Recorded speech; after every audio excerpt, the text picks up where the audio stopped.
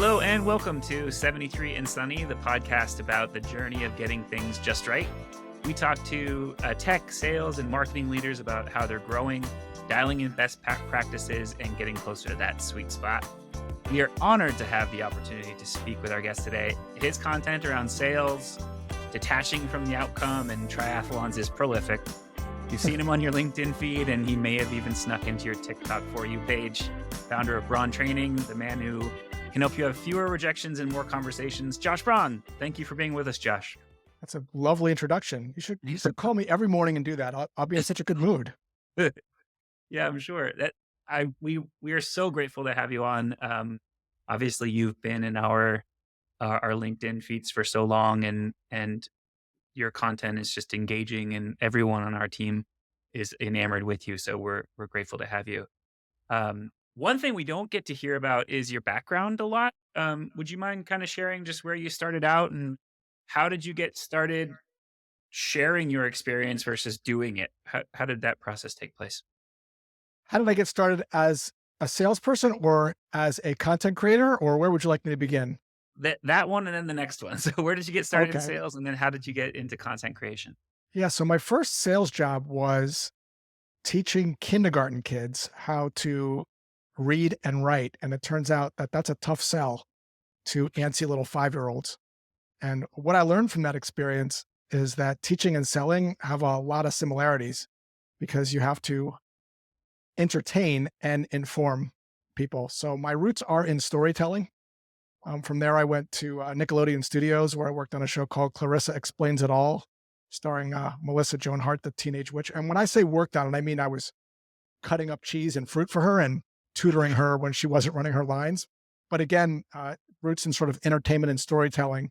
And then I accidentally fell into sales because I heard someone over talking in a gym about some startup teaching kids online. And I interjected myself into that conversation, dropped out of my doctoral program. I was on track to be a principal, and he hired me as a salesperson, even though I knew nothing about selling. Wow, that's an incredible start. I had no idea. I never and people from my generation, of course, remember Clarissa Explains It All. So you were teaching her, you overheard something about a startup for teaching and that got you into sales. And and then how did you evolve from that into where you are today with content creation? Yeah, so I worked for ChildU and was mentored by a gentleman by the name of Scott Udine, who was one of these, I guess you could say, natural born salespeople. And I just absorbed and watched what he was doing. But when I tried to do what he was doing, it never really felt good on my soul. He was a very charismatic guy. He was selling in a very traditional way. The books he was giving me to read were the traditional books, and it just never really felt good on my soul. And so I started reading other types of books, um, books on psychology, books on like marriage therapy, books on how to make people feel heard and empathetic. And I started learning a little bit more about how to listen and how to ask questions without actually wanting anything initially, just to sort of letting go of assumptions and letting go of the idea that we had something that someone needed, but to have a hypothesis. And it turns out when I started doing that, I don't know, 15 or 20 years ago, people just opened up and had more conversations with me, which sort of naturally led to sales because the more, honest conversations you have with people, the more they lower their guard, the more they share, the more opportunity you have to make sales. And so the approach that I had was sort of born out of this idea that it just wasn't feeling good for me, that the sort of books that I was reading and was trying a different approach. And then the content creation came when my boss asked me to start to teach sales to 1871, which was a startup incubator in Chicago. And I fought her. I didn't want to do it. But she goes, "Hey, you got a teaching background. You're doing really well with sales. Why don't you just teach people what you're doing?" So I put together like a little deck and I taught people how to cold email, how to cold call. And I really enjoyed it. Like it really lit me up because my roots are in teaching. And it was very fulfilling. And I started like codifying that stuff into a guide and started putting some of that stuff on LinkedIn. And people, liked what I was, writing. And that made me feel good. And I kept doing more of it. And so that's how it got going. That's how it got going. That's really interesting. I have a teaching background too. I have a master's in education technology, and I found the same principles. And now, when I think about the content that you put out, it does still follow a lot of the same methods for how you put together a lesson plan where you introduce an idea and then you model it. You're always doing modeling. So it's fascinating that that's where it came from, because I think about that all the time too, and how how you might even lay out a presentation would be to make a statement, to model how, and then check for understanding, right? You're always doing the same thing. So the the exact way that you would design a lesson plan is also kind of the way that you're teaching online too, which is interesting. Yeah, it's a little different. Like online, what I do is I am constantly collecting stories. Like I have a spreadsheet on the left hand side are stories that I collect. Sometimes it's a guy that knocked on my door trying to get me to trim my tree. Sometimes it's something my wife said. Sometimes it's something I read, a billboard that I saw. And I collect these stories. And then in the second column, I have an idea of how to relate it to some sales thing that I want to teach. And then all I do on posts mostly is I'm for the most part bridging the story to the lesson using some kind of phrase like, why am I talking about this? What's the lesson here? What's the point? Why am I mentioning this? So Mhm. I'm constantly on the lookout for stories only because I know that stories they're a really good mechanism to teach things. You could teach things by telling people things on a PowerPoint slide, or if you wrap it up in a story, it's just a little bit more interesting, a little more memorable. Sometimes if my wife will say something, I'm like, you know what, Jen, we gotta get on video, and I have a great way to teach this concept that you got into this big discussion with your mom, and you guys had this argument, and we can use this as an example and how to change it or whatever. And so I'm always looking for ways. I'm just constantly on the lookout. The antenna is always up for like whether it's my dog or a knock on the door or my neighbor or something. It can get a little tiring. I mean, sometimes I'll be at the dinner with my wife and they'll give us like a tiny little napkin. I'm like, it's interesting. Why is this a tiny napkin? She goes, not everything has to be a post. We could just enjoy the dinner. Yeah, and he asks if you want dessert, and you go on. Right. Go on. uh, so I wanted to get your take. I've noticed, and I don't know that this might be anecdotal, but I've noticed that there's a sentiment on LinkedIn and on feeds for people who are in business and in sales that it's getting harder to book meetings. That the same traditional outreach cadences of emails and calls and LinkedIn connection requests and those things that worked in the past aren't working to book meetings today. Do do you accept that premise? And if so, what's changed? Well, the one thing that's changed is that it's more crowded. So back when I started doing this 15 years ago, maybe longer than that, it was there weren't tools to automate, for instance, follow up, and there was not that many people sending cold emails. So if you sent a really good cold email, and I have these in my guide, you can see the emails I was sending 15 years ago to Prudential and Geico and McDonald's and Disney. These were not like emails with follow ups. These were like emails and people responding. Because it was a little bit unique. There's a really famous graphic that I show when I do my workshops. It's a heat map of a website, and it shows the banners on the top and the copy in the middle. And it shows that all the eyeballs were on the banners when they first came out because they were animated. They were kind of new. So when someone got a cold email that was highly relevant and personalized, that was kind of a new thing. They're like, wow, this guy's really thoughtful. And those emails were very thoughtful. I mean, they took about 15 minutes each to write. They were heavily researched. They were very thoughtful, very selective as to who we were going after. We weren't mass blasting like 100 people. There weren't like things dumping out of a database. I had like, okay, these are the 20 people, these are the 30 people. We were very thoughtful and deliberate, and we put a lot of work into the emails and even showed like little proof of concepts. We had like a 70, 80% response rate. So what ends up happening now is there's so many tools that make it easy to send all emails to people and quote unquote personalize them at scale, but you lose that caring part of it a little bit. And I think it comes through because you end up rushing the thing that matters most, which is why should anyone care about this relative to what they have? This is not about personalization. No matter who you reach out to, someone is getting the job done today. And most of the emails that I see written are trying to sell sneakers to people that already have sneakers. There's nothing meaningfully different about anything you're bringing to the table, right? It's almost like, hey, Josh, uh, we got these great sneakers. Well, I have sneakers already. Got this great, I got one of those. No matter what you're selling, someone's getting the job done today. So what's missing is what I call poking the bear, this idea of being able to ask a question that shines a light on something someone does not know about a problem they might not know they had, right? So the example that I tell about this, and I think it's really relevant for cold emails, is I don't know, 4 or 5 years ago, I was in the mall with my wife. I didn't need anything. I was killing some time. We were going to grab some dinner afterwards at True Food in the mall. I just walked into a Fit to Run store, not needing anything. So if the store associate said, we got these new sneakers, which is what most code emails say, I would have said, I'm not interested. I got sneakers. If she said they're on sale or half off, I'm not interested. If she said they got this new carbon sole, they're stiffer, not interested, don't care. But she didn't do any of those things. She looked at my sneakers. She goes, are you a runner? I said, yes.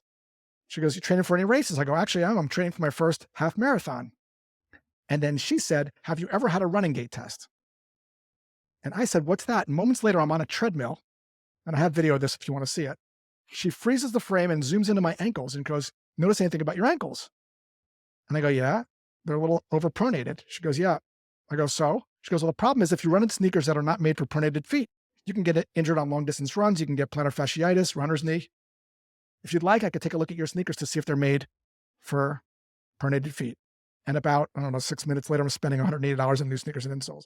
That's what's missing in these cold emails. The sort of like, what's different relative to what I have and why does it matter? And I think if you're able to zone in on that and a carefully crafted email, I don't think it's actually harder. I think it's easier because most emails don't do that. Most emails are rushed, scaled, and very generic. But if you're a little thoughtful about who you select and you actually have a meaningfully different idea related to a problem people don't know about, you actually will be able to stand out in the sea of same. It's interesting because the alternative, which has been accepted, is it's it's easier to send 1,000 emails that have zero personalization and zero relevance, but that's are going to get an 11% open rate and maybe a 0.7% response rate or something, than to go through one by one and find something for 15, it's going to take 15 minutes to put together, but will ultimately net you the same amount, but the next part of the relationship was harder. My question, your strategies on what you just mentioned, which is kind of really listening, being present, detaching from the outcome, asking questions that illuminate a problem. This is inherently difficult to automate. So, where do you see, or how do you see AI affecting the engagement and follow up process or the sales process? Yeah, I think everybody wants to automate and scale everything. So if you go ahead and blast out your emails in an automated way, you might get a 4% response rate, but that means 96 or 98% of people aren't responding. And you sort of burn through your total addressable market. I would think less about scaling and more about understanding the problem. Most sellers, when I give them, and we could talk about this, the infomercial test, which is tell me a little bit about how they're getting the job done today, specifically, and what sucks about it and why it sucks. And tell me so that I could actually see it. And we can go through this if you want to give me more detail, but most sellers can't do that. So if you can't understand their current state and why it really sucks, and you can't visually make me see that, um, you're not going to be able to write an email that's going to be relevant. I'll just give you a quick example. Imagine that your ICP is a guy who loves to cook 4 days a week. Specifically, this guy loved to make tomato caprese salad. So let's watch him make it, okay? There he is in the kitchen. He's wearing a brand new white apron. His name is Max. He's got a little beard, and he takes out his beautiful tomatoes and he puts them on his white countertop. And now he takes out his knife out of the butcher block and he's about to slice the tomato. And as he's slicing it, we can see that that knife isn't really that sharp. So as he's cutting into the tomato, it makes this splat sound. It gets all over the white apron. It's a little messy on the countertop. And he serves it and it's a little messy too, but it's just for his family. So it's like no big deal. So he just keeps doing it that way until his wife one day says, we're having the Joneses over. And I told them you would make the tomato caprese salad and Mr. Jones wants to watch you make it. And he panics because he doesn't want to embarrass himself with the knife. So he goes to the mall, Williams-Sonoma, and he sees all these knives and there's so many of them, he doesn't know which one to select. They're all like $800. They're all Japanese steel. He's like, I can't even decide. I'm just going to go back and I'm going to use my current knife and I'll just deal with it. But fortunately, at 11 o'clock at night, he sees this commercial for this knife that looks like it came from the future. It's cutting through cans. It's called the Ginsu knife. And it's like half the price of these knives that he was looking at Williams Sonoma, and he buys it. Now, when I was telling that story, you probably saw that visually in your head. When I give salespeople that test, 9 times out of 10, they can't do it. They'll say things like, well, we streamline the process of the 360-degree workflow. I can't see that. That means you don't really understand it. That's because companies do product training, but not problem training. So what they should be doing is bringing in a customer and doing what I call a show and tell, meaning have the customer show salespeople, not tell them on a PowerPoint slide, but show them how they were getting the job. Open up the Excel. Show me how you were calculating and running commissions before. Like, show me the tabs. What was the problem with that? Oh, how'd you resolve that? Oh, the salesperson had a dispute because they thought their comp was wrong. They couldn't see it. How'd you deal with that? Oh, you had to go into the formula and look and see what happened. Oh, you cut and pasted it wrong. Oh, you start to see like, oh my God. Then you can write an email that says, Bob, you're running comp for 100 plus people. You shouldn't have to open up 5 tabs, cut, copy, and paste things from Excel into this to determine payouts, right? You can get very specific. And then when you do that, people are like, oh my God, I do that every day. Like, and then the brain naturally goes to, what do you have? Right? So you're kind of skipping a step if you want to get to scaling and using AI. Those are tools that can be useful, but you got to start before that. You got to have some of that fundamentals. Like, I'm taking the piano now. I just got a piano and I'm taking lessons. And the first thing I said to my teacher is, I want to learn The River Flows in You, which is a fairly beautiful piano song. And she's like, dude, slow down, buddy. You don't even know what a C chord is yet. Yeah. So I am literally learning basic piano technique, having the wrists the certain way, using only the right hand, then only the left hand. There's fundamentals that are missing in the cold email copywriting stuff, because it's so fun to scale stuff and automate stuff and to geek out on, ChatGPT and AI. Yeah. And so it sounds like before you do try to scale and automate everything, get your fundamentals down. Yeah, if you can't get people to respond without scaling, you're not going to get people to respond when you do scale. Yeah. So on the topic of scaling those skills, you have something very entertaining that a segment on your social channels. I think it's mostly YouTube, but you can correct me. That you call "I Teach My Wife Sales," where Yeah. you and your wife act out sales scenarios. It's fantastic. It made me wonder when I was watching her, because it really is great to see the two kind of personalities. It made me wonder, is there such a thing as a born salesperson, or do you think anyone can do it with the right training? How do you feel about the nature nurture aspect of I sales? do think some people they have a natural ability to be better listeners and more empathetic than other people. I think there is some natural ability to it. Like, I think in anything. But even if you have that natural ability, you can get very far if you find a product that you're really passionate about. Right. So many salespeople that quote unquote don't think they're doing great at sales. It's because they don't really know about the product. Like, I'll just give you an example. There's a popular company that I do some training for called Snowflake, and great company.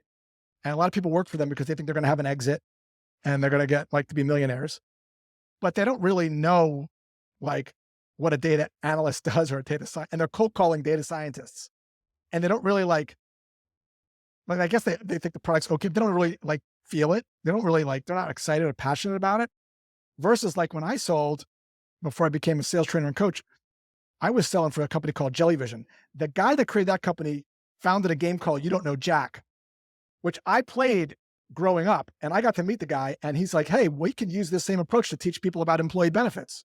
We'll use our snarky voice. We'll do a Q&A. I'm like, oh my God, let me loose.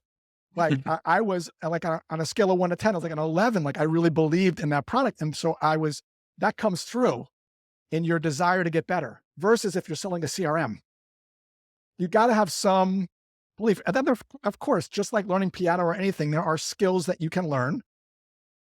The most of which is connecting dots, listening, not being pushy. You can learn those skills, but you have to believe in what it is that you're selling. Otherwise, it's you kind of go through the motions. I'll give you just a quick story on this because it happened fairly recently. There's a place called Tin Muffin Cafe in Boca. It's on Palmetto Park Road. And I was eating lunch with my wife, and I normally never get dessert because the server said, "Do you want dessert?" And I always say no. But the server, I think her name was Debbie, I think, she comes to the table, and this was her line. She goes, "Are you afraid of dessert?" And I go, "Well, I'm not afraid of it." She goes, I go, "What do you have?" She goes, "Well, we've got a lot of things, but the banana cake will change your life." I have 2 kids and 2 cats, and I don't even like bananas, and this is life altering. I have no idea if we have any left. If you'd like, I can check. I'm like, Yeah, bring it." It was amazing, right? So she loves the banana Yeah. cake. Like she loves the banana cake. You don't have to be like it at 11, but you can't be at a 2. Yeah. You got to be like, I kind of, I'm a little excited about this. And I think a lot of salespeople aren't selective of what they sell. They just like take the first gig. They think, oh, Snowflake or whatever, they're gonna turn public. But you got to sell this thing for a long time. So you may as well like what you're selling. Yeah, that's really interesting because it does allow people to within the sales world to follow what everyone says, which is follow your passion and do what you care about. And if you love your work, you'll never work a day in your life. Well, that's not going to be the case every day. But if you are selling something that you honestly like being around, I remember one of my first jobs was working at a surf shop, and they allowed you to use your paycheck for goods before tax, so you could Uh buy. oh. Uh Yeah, oh. I don't think I ever received a paycheck in the 2 years that I worked there because I got wetsuits and surfboards, but none that never seemed like work, and obviously it was a part-time job, but, uh, I was if I could get into the back and talk about surfboards all day with people who are coming in and shopping surfboards, it was the idea of heaven for me, so, uh totally, it's one of the underappreciated things potentially looking at what you're selling, and someone could say, "I can sell anything," and you probably put them in a position, and if they've gotten all the hard skills, that you talked about, like, in technique with piano, they can probably sell anything, but for Do you how want long? to? Right. Do you Yeah. want to? Yeah, Yeah, and exactly. I'm not saying that, I want to be very careful here. I'm not saying you have to be like follow your passion because I think if your passion doesn't make you money, that's terrible advice. Like if you're passionate about piano or guitar or surfing, go do that. If you can find a product that you are passionate about, maybe not like, but you're excited about it in some way, like this is Yeah. a pretty cool thing. Same thing when I worked at Basecamp with Jason Fried. I was like, this is a great, like a departure from normal project management software. It's easy on the eyes. It's simple to use. Like you have to have some semblance of like, I really like this because you're going to be selling it for a while. Okay, so uh a question. It's obviously a hypothetical, and let's assume there's some technological backup. But if you're on a deserted island, the only thing you that will get you rescued is meeting quota. What tools, software do you bring? And let's assume you have some Wi-Fi, and assume you have a laptop. What tools or software are crucial to you in doing your job? Okay. So I'm going to substitute tools and software because I know everyone loves tools and software for understanding the prospect's problem at a deep and crispy level, understanding the terrible, no good, very bad thing that happens if they stick with their current solution at a very detailed and crispy level. I'll give you an example. Let's say I'm on this deserted island and I have a product that solves one of the biggest problems that people washing their car have and don't know. So if I'm going to reach out to someone that's washing their car and I'm going to call them on the phone, I'm going to say something like this. Dan, I know you wash your car. When you wash your car, Dan, do you use one bucket or two? One. A lot of people use one bucket. What happens sometimes when you use one bucket is dirt settles to the bottom, can get on your sponge and scratch your car. How are you reducing the risk of that happening to you today when you wash your car? I'm not. Yeah, so what I'm doing there is I'm asking a question. We didn't rehearse this, but I'm asking a question. They might say, well, what do you mean? Or I'm guessing I'm just walking in there. So, well, have you heard of a grit guard? No. Okay, now we've started a conversation. With a grit guard, it goes in your bucket. It's like a little grate, and you rub your sponge on it, and the dirt settles to the bottom of the bucket and off your sponge. Does that sound, generally speaking, like something you'd want to check out, or not really? Like, see, I'm not filling your head with anything. I'm drawing it out of you. So I'm not starting with tech, and I'm not starting with software. I'm starting with identifying something that's meaningfully different about a problem that prospect might not know about. From there, everything is easy. Then I construct neutral questions that get people to think differently if I'm making a cold call. Hey, Josh, when you edit your podcast, this is for a company called Descript. When you edit your podcast, are you using tools like Riverside? Or actually, I could ask you this, or your tech guy. When you guys are doing your podcast, are you using tools like Riverside, Adobe Audition, and like a Final Cut Pro to like edit and promote your podcast? Yeah. Riverside. How's that been going? Good. Generally. You're probably familiar with Descript. I'm not. No, what's that? So are you being genuine? Do you not know what it is? No, I don't. Okay, so that's great. So now what I've done is I've created an opening. So Daniel, you know how when you edit your podcast now, you have to edit waveforms? With Sure. the script, it turns it into a doc, and you can edit it like a Word doc, which means you can edit them in like seconds versus minutes or hours. You can remove all the ums and ahs with a click. Generally speaking, does that sound like something that might be of interest, or you're too swamped to even take a look at something like that right now? Yeah. What I liked was you didn't say, "Are you using an editing software for your podcasting?" You're saying you're probably using one of these three. Did you know X? Yeah. And the reason for that is the number one objection people have when they make cold calls is I'm using Riverside for that. I already have a podcast. I So have a I'm going to vendor. call that out. Hey, Yeah. are you using tools like A, B, and C to do this? How's that been going? Sounds like it's been perfect. You've probably looked into Descript. And then what does Descript allow me to do? It allows you to edit podcasts like Word docs instead of waveforms. So if you have all these ums and ahs, let's say, this is actually pretty interesting. You might find this interesting. Let's say you mispronounce a word. What you have to do now is you have to go into your editing software and re-record it, splice it in. With the script, you actually just type in what you meant to say, and it records it and puts it in your voice without That's you having great. to record. It's unbelievable. It's magic. Yeah, that's really cool. Yeah. So that's the idea, is that you have to have that point of view before software and tools. Well, we only have a couple of minutes left, and again, we're really appreciative of your time. I wanted to give you a chance. I know you built a reference book for salespeople that gets rave reviews. Many say it's the best money they've ever spent on sales training. It's not even a subscription. What you built is a one-time purchase that gets updated, and so you buy it and you get to keep, rather than having to pay monthly. Can you tell us about the Badass B2B Growth Guide, and maybe tell people where to get it? And we'll put a link in the comments as well. Yeah. Ever since I started out in selling, I would put things that were working for me in a doc. So here's a cold email I wrote. Here's a positive response I got. Here's something I learned that worked really well for me. These are like plays. This is not a course. That's an ongoing book of things that have worked for me. They're compiled, they're categorized. I keep adding to them. I keep taking things out. It's a one-time fee, $197, lifetime access. And if you have questions as you're going through it, I will answer them. And it's on my website, joshbraun.com/shop. Awesome. Thank you so much for joining us. It was extremely generous of you. Please follow Josh Braun on LinkedIn. Check out the Badass B2B Growth Guide. And thanks so much for being here, Josh. Thanks for inviting me, Daniel. Appreciate it.